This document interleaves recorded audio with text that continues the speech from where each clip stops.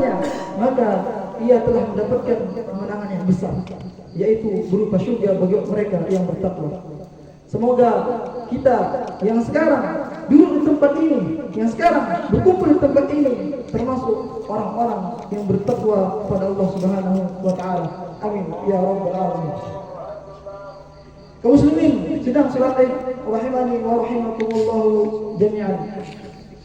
Dalam pelaksanaan salat Id ini dan juga pelaksanaan penyembelihan hewan kurban, maka di sini tidak akan keluar dari sebuah kisah yang diabadikan oleh Allah Subhanahu wa taala dalam Al-Qur'an, di mana kisah ini terus diingat di setiap tahunnya ketika kita melaksanakan salat Id dan penyembelihan hewan kurban, yaitu kisah yang sangat mengharukan, di mana Nabiullah Ibrahim alaihissalam setelah sekian lama beliau mengharapkan seorang putra, setelah sekian lama beliau melanjutkan doa kepada Allah Subhanahu wa taala untuk dikaruniai seorang putra. Maka setelah dikabulkan oleh Allah Subhanahu wa taala agar beliau mendapatkan seorang putra, ketika baru saja ia enak dipandang, ketika baru saja disayang-sayangnya, maka Allah Subhanahu wa taala memerintahkan Nabiullah Ibrahim alaihissalam untuk mengorbankan putranya. Hati siapa yang tidak sayang? Hati siapa yang tidak pilu ketika apa yang kita harapkan, ketika apa yang kita nanti-nantikan, ketika apa yang kita cita-citakan itu tercapai, dikabulkan Allah Subhanahu wa taala, kemudian dengan sengaja kita harus menghilangkan, dengan sengaja kita harus mengorbankan. Bayangkan ketika kita menginginkan sesuatu, kemudian mungkin tidak sengaja itu hilang dari kita, maka sedih rasa hati ini, pilu rasa hati ini, sangat berat untuk meninggalkan, sangat berat untuk melupakan apa yang sudah kita dapatkan. Namun di sini bagaimana kemudian sikap Nabi Ibrahim alaihissalam ketika diperintahkan oleh Allah Subhanahu wa taala untuk mengorbankan apa yang ia impikan. Kata Allah Subhanahu wa taala memisahkan ketika Ibrahim berkata kepada putranya, wa qala libni inni, kata Nabi Ibrahim, inni ara fil manam anni azbahuka faqul madza tara. Kata Nabi Ibrahim kepada putranya Ismail alaihissalam, aku melihat dalam mimpi bahwasanya aku menyembelihmu, dan bahwasanya mimpi seorang nabi merupakan wahyu dari Allah Subhanahu wa taala. Dalam keadaan yang berat ini, dalam keadaan yang sulit ini, maka kita lihat bagaimana sikap Nabi Ibrahim alaihissalam. Ia sama sekali tidak bertanya untuk apa ini diperintahkan, tidak kemudian mengelak, akan tetapi dengan ikhlasnya mengatakan kepada putranya tanpa ada rasa ragu sedikit pun. Maka seperti itulah seharusnya seorang muslim bersikap dengan perintah Allah dan Rasulnya, tanpa harus bertanya, tanpa harus mengelak dari perintah Allah Subhanahu wa taala. Kenapa demikian? Karena kecintaan Nabi kita Ibrahim, Nabiullah Ibrahim alaihissalam kepada Allah Subhanahu wa taala melebihi dari cintanya dan segala apapun. Maka seperti itulah seharusnya seorang muslim yang harus memiliki cinta kepada Allah Subhanahu wa taala melebihi dari cintanya dari segala sesuatu, sehingga akan terasa ringan perintah yang diperintahkan oleh Allah Subhanahu wa taala. Lalu bagaimana pula tanggapan seorang anak ketika ia dikatakan hendak disembelih kepada bapaknya? Maka kata Nabi Ibrahim alaihissalam, ya abati al ma tu'mar satajiduni insyaallah min as-sabirin. Seperti anak yang berbakti. Seperti inilah anak yang juga cinta kepada Allah Subhanahu wa taala melebihi cintanya kepada segala sesuatu. Ia kemudian tidak mengatakan kenapa saya harus disembelih, kenapa saya harus dibunuh. Tetapi mengatakan ya abati al, wahai bapakku, laksanakan apa yang diperintahkan kepada Allah Subhanahu wa taala. Satajiduni insyaallah min as-sabirin. Engkau akan mendapati dirimu termasuk orang-orang yang sabar. Maka di sini seorang muslim ketika ia mengatakan dirinya muslim yang artinya aslamtu wajhiya lillah, yakni saya menyerahkan diri ini dengan tunduk dan patuh kepada Allah Subhanahu wa taala. Ketika seorang muslim menyatakan dirinya seorang muslim, maka ia harus tunduk dengan semua perintah dan larangan dari Allah Subhanahu wa taala.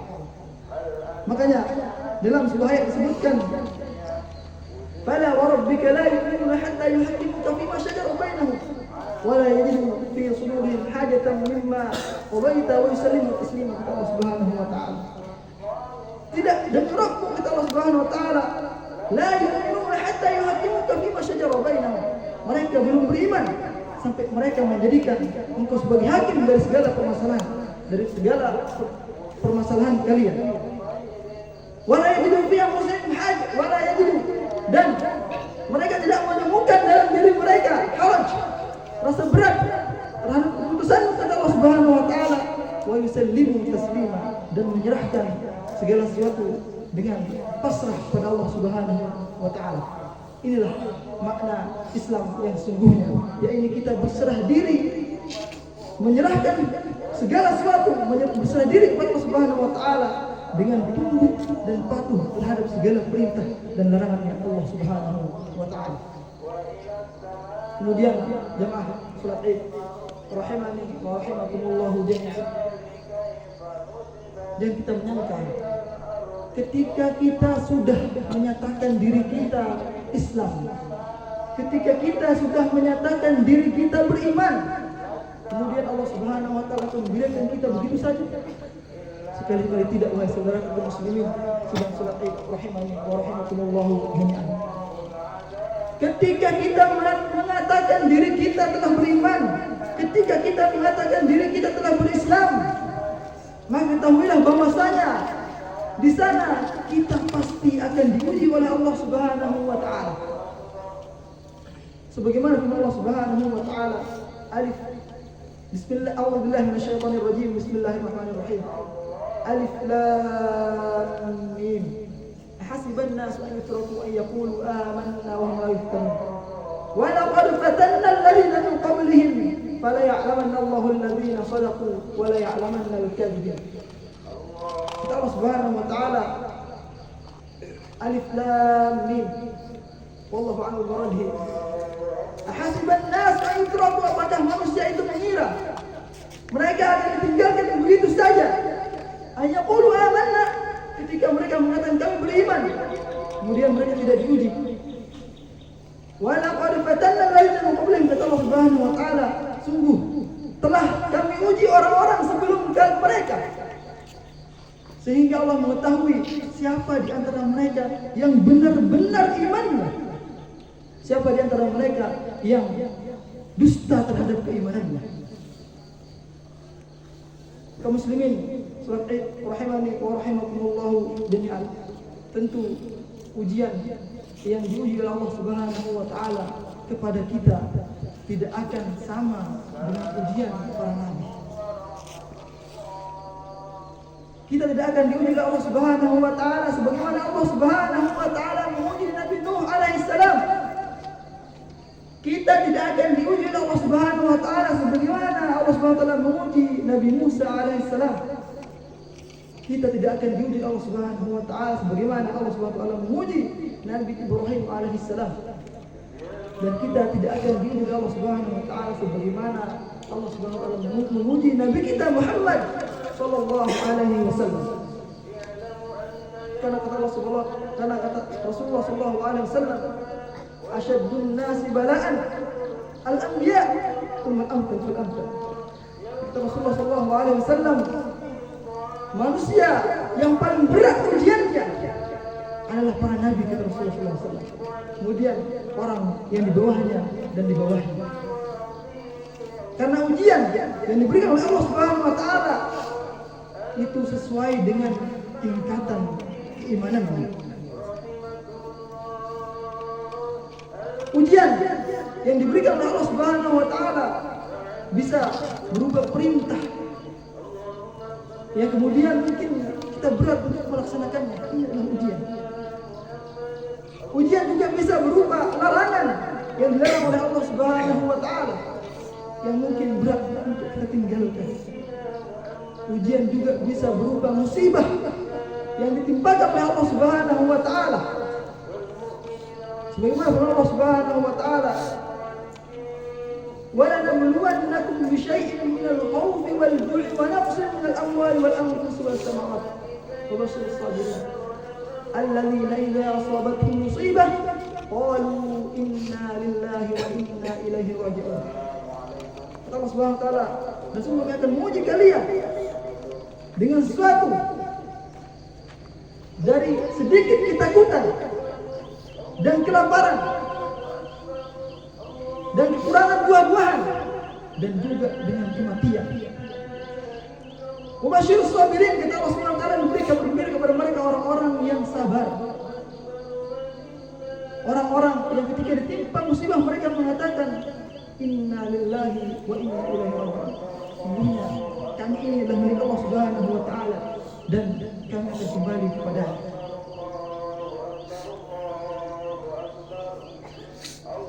Makanya Nabi Ismail ketika ditanya oleh bapaknya, apa yang dijawab oleh Nabi Ismail? Beliau mengatakan, "Ya abati fa'al ma tu'mar, satajiduni insyaallah minas sabirin." Engkau akan mendapatiku, katanya, kata Nabi Ibrahim, kata Nabi Ismail alaihissalam, termasuk orang-orang yang sabar. Kesabaran inilah modal utama bagi seorang hamba untuk bisa melalui ujian yang diberikan oleh Allah Subhanahu wa taala. Makanya para ulama menjelaskan sesuatu ada 3 macam, yaitu sabar dalam melaksanakan perintah Allah Subhanahu wa taala, sabar dalam menjauhi segala larangan Allah Subhanahu wa taala, dan bersabar di atas musibah yang menimpanya. Sabar, kesabaran adalah sesuatu yang berat kecuali bagi mereka orang-orang yang diberikan hidayah oleh Allah Subhanahu wa taala. Kata Ali bin Abi Thalib radhiyallahu taala anhu, "As-sabru fil imani bimanzilatir ra'si minal jasad." Kesabaran dalam keimanan itu bagaikan laksana kepala dari sebuah jasad. Artinya apa? Artinya tidak akan bisa dikatakan orang itu hidup, tidak akan bisa dikatakan orang ini beriman apabila ia tidak memiliki dalam dirinya kesabaran. Dan kesabaran ini kita butuhkan terus-menerus, tidak ada putusnya. Mungkin kita mengira ketika kita masih sekolah sekarang, kita harus bersabar. Mungkin nanti setelah selesai sekolah, setelah selesai mondok, kita tidak akan bersabar. Ini adalah pikiran yang salah. Terkadang ketika kita masih kecil, kita menganggap, oh nanti mungkin setelah dewasa kita tak perlu bersabar, setelah keluar di pondok kita tak perlu bersabar. Justru setelah keluar di pondok mungkin kita akan mendapati ujian yang lebih besar. Mungkin ketika masih muda kita bersabar ketika melihat yang haram, kemudian berpikir kemungkinan setelah menikah kita akan selesai kesabarannya. Sekali-kali tidak.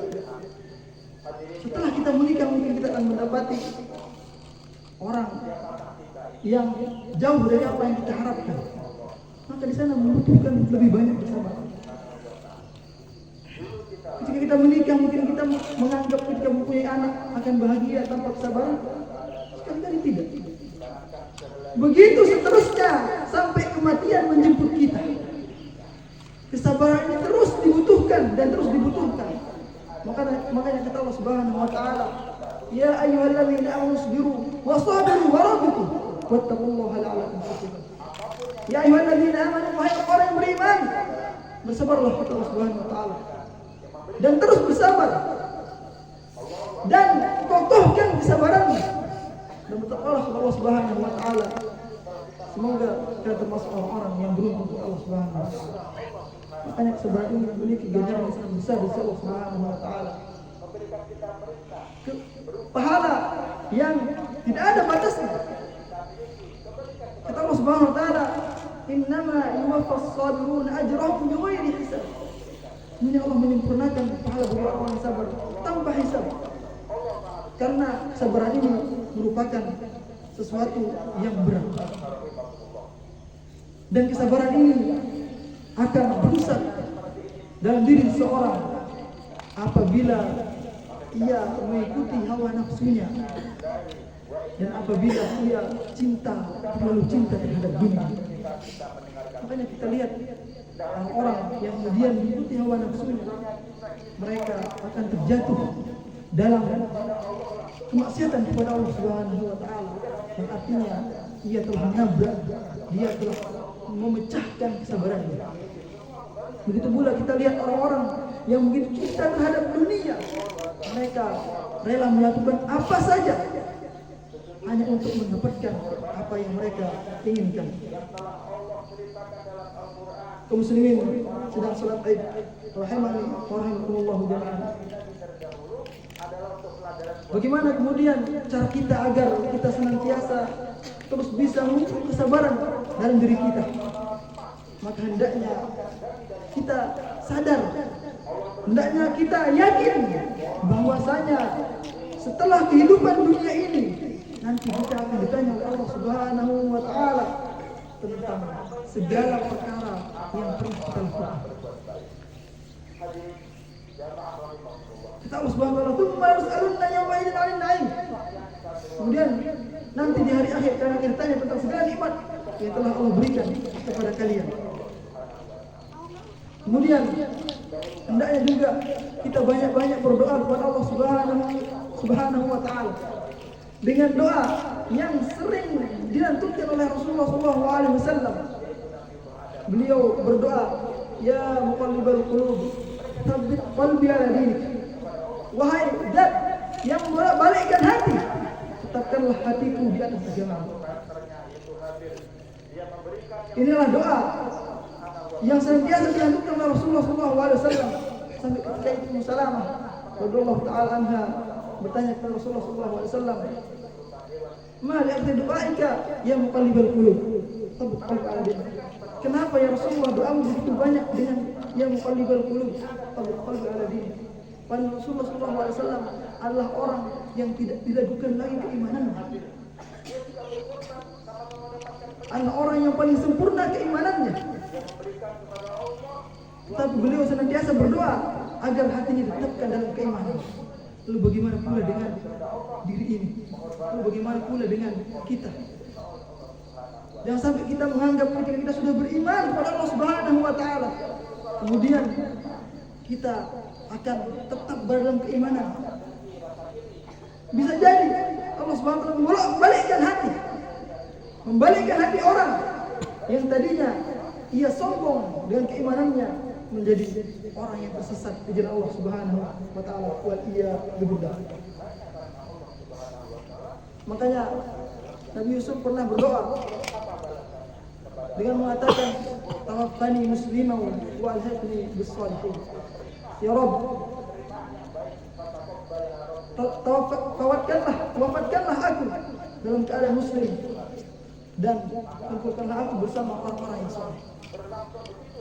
Begitu juga dalam firman Allah Subhanahu wa taala, di mana Allah Subhanahu berfirman, "Rabbana la tuzigh qulubana ba'da idh hadaitana wa hab lana min ladunka rahmah innaka antal wahhab." Ya Allah, berikanlah, Rabbana la tuzigh qulubana, ya Rabb, janganlah Engkau condongkan hati-hati kami pada kesesatan setelah Engkau memberikan hidayah kepadanya. dan berikanlah kami rahmat. Sesungguhnya Engkau adalah Zat yang Maha Pemberi.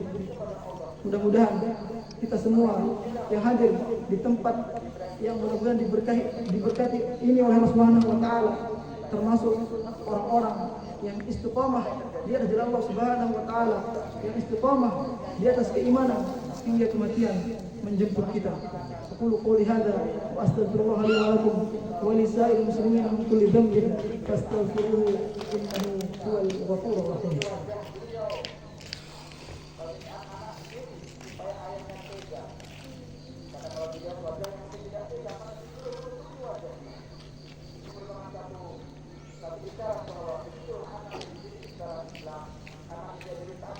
Allahu Akbar, Allahu Akbar, Allahu Akbar, Allahu Akbar, Allahu Akbar, Allahu Akbar, Allahu Akbar, Allahu Akbar, Allahu Akbar, Allahu Akbar, walillahil hamd. Alhamdulillah rabbil alamin. Wassalatu wassalamu ala Rasulillah wa ala alihi wa ashabihi wa man tabi'ahum bi ihsan ila yaumiddin. Amma ba'du. Ayuhal muslimun, usikum wa nafsi bitaqwallah faqad fazal muttaqun. Wa'lamu anna Allah amarakum bi amrin bada fi nafsihi wa thana bi malaikatihi al-musabbihati bi kursihi. Faqala ta'ala inna Allah wa malaikatahu yusalluna 'alan nabi. Ya ayyuhalladzina amanu sallu 'alaihi wa sallimu taslima. Allahumma shalli 'ala Muhammad wa 'ala ali Muhammad كما صليت على إبراهيم وعلى آل إبراهيم وبارك على محمد وعلى آل محمد كما باركت على إبراهيم وعلى آل إبراهيم في العالمين إنك حميد مجيد. اللهم اغفر للمسلمين والمسلمات والمؤمنين والمؤمنات الأحياء منهم والأموات. اللهم أعز الإسلام والمسلمين وأذل الشرك والمشركين وانصر عبادك الموحدين وانصر من نصر الدين واخذل من خذل المسلمين ودمر أعداءك أعداء الدين وعلي كلماتك إلى يوم الدين. اللهم احسن عاقبتنا في الأمور كلها وأجرنا من خزي الدنيا ومن عذاب الآخرة. اللهم ربنا إنا نسألك الهدى والتقى والعفاف والغنى. اللهم إنا نسألك رضاك والجنة ونعوذ بك من سخطك والنار. اللهم ربنا لا تؤاخذنا إن نسينا أو أخطأنا. ربنا ولا تحمل علينا إصرا كما حملته على الذين من قبلنا. ربنا ولا تحملنا ما لا طاقة لنا به. واعف عنا واغفر لنا وارحمنا أنت مولانا فانصرنا على القوم الكافرين. اللهم ربنا أرنا الحق حقا وارزقنا اتباعه وأرنا الباطل باطلا وارزقنا اجتنابه. ربنا آتنا في الدنيا حسنة وفي الآخرة حسنة وقنا عذاب النار. عباد الله إن الله يأمر بالعدل والإحسان وإيتاء ذي القربى وينهى عن الفحشاء والمنكر والبغي يعظكم لعلكم تذكرون. فاذكروا الله العظيم يذكركم واشكروه على نعمه يزدكم ولذكر الله أكبر والله يعلم ما تصنعون. ثم السلام عليكم ورحمة الله وبركاته.